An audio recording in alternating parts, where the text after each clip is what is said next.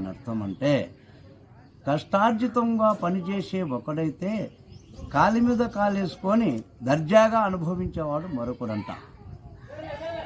జరుగుతుంది అదే కదమ్మా. చేదు తీపగును తీపి చేదగును అన్నారు.